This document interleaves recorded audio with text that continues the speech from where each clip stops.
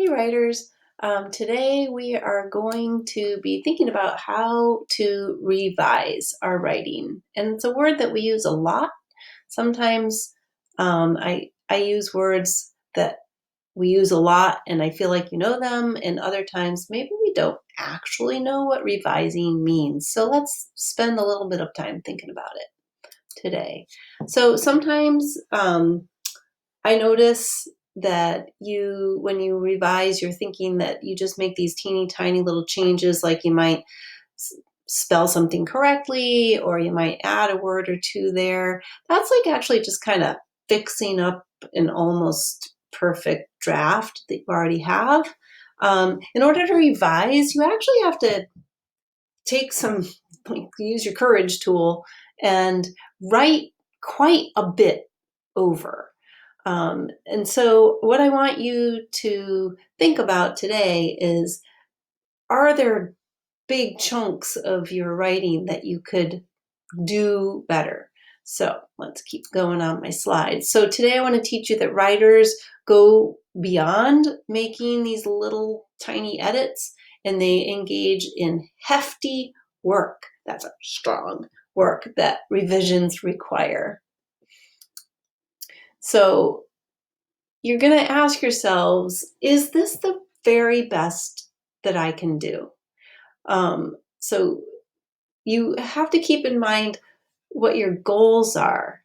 And for you guys with your writing, your goals are, it's nice because you have these checklists or charts that will help you figure out what you need to work on. So what your goal should be. Now, these are located in our Google Classroom. I showed you yesterday that they are right at the very top in the Language Arts Resources section of our classwork. And the way that you use this is you read each one of these. So, for example, you read overall. I taught readers information about a subject. I put in ideas, observations, and questions. So, can you even begin to answer this question if you have not read your work? I don't think so. So, the very first thing that you're going to want to do is just take one chapter and read it, and then you'll be able to answer these questions. So, in that one chapter, did you have ideas? Did you put in observations? An observation is something that you notice. And then, do you have questions? If you didn't, then you may want to do a fairly significant revision. But what you'll do is you'll look at this chart and so you're working on one chapter at a time. You read the chapter, and then you read each one of these things. And you can think to yourself, yes or no, or I'm kind of close. Um, I wrote a beginning in which I got readers ready to learn a lot of information about the subject. I used words to show sequence, such as before, after, then, later. And I also used words to show what didn't fit, like however or but.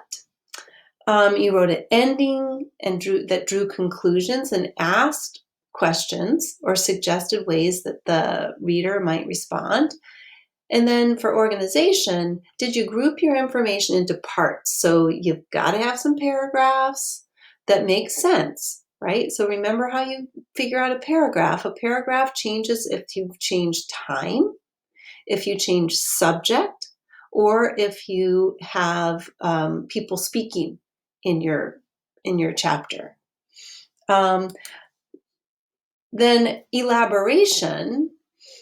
Did you include some facts or details or definitions? Do you have any bolded words that are specialized just for your topic? If you do, you should, or if you have words that you didn't bold, you should bold them. Um, and then for craft, this is where you're trying to like make the writing really interesting. So did you choose expert words? Did you include drawings or captions or diagrams. Those are all the things that keep you as a reader really interested, right? Like when you're reading a nonfiction book, like the Deadliest Animals book that we've talked about, when you know your eye is kind of drawn to this kind of stuff, right? This stuff up here. You can include that in your book too. So here we have, this is the main text. Oops, this is the main text, but then we have this picture with this caption and this picture with this caption.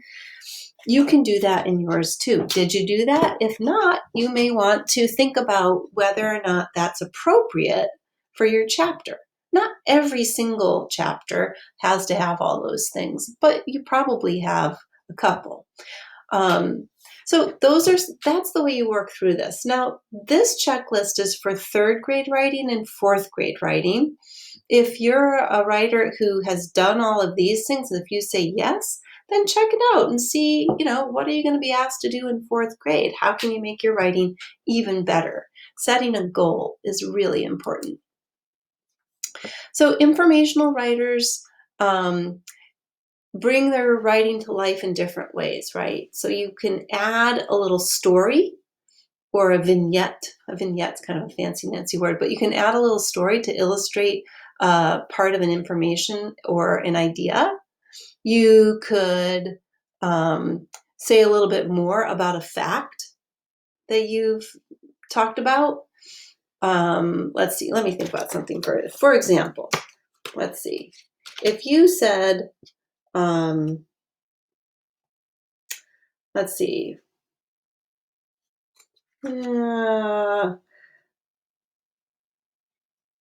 Frogs make different sounds for different reasons.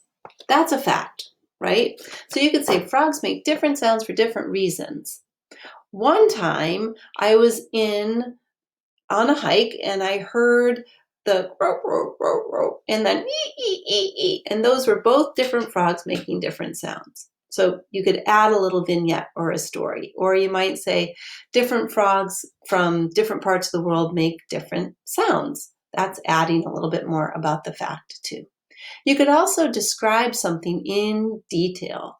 So if you're writing about, say, the Brisbane, say you're writing a book about Brisbane and you're writing something about the park, if you have not described the park, then that might be something you want to try. If you want to make sure that you're teaching as well as you can.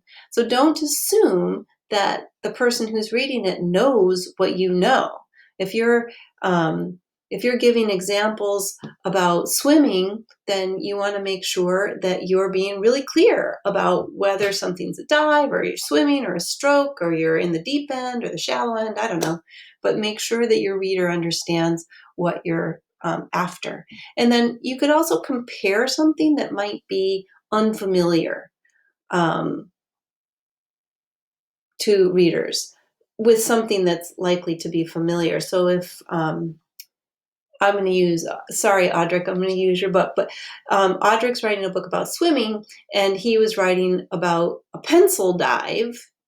And so since he's writing about a pencil dive, he's already done a really nice job of describing a pencil dive, but he could also say a pencil dive is called a pencil dive because it's straight up and down like a pencil. That helps you know what a pencil dive is.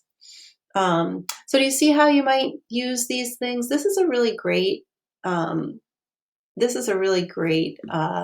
resource for you. And so is your checklist. So today you're going to try to revise in really big ways, not in tiny little ways where you just change a word or two. You want to make sure that you sound like the most knowledgeable teacher that there is on that topic. So look through all of your chapters and compare them to the checklist. You don't have to do the whole thing all at once, but do one chapter at a time and ask yourself, are my readers going to understand this? And is this the very best that I can do? And that's what you're doing today. So if you have any questions, come and ask. But I think that you guys could totally do it. It's very exciting.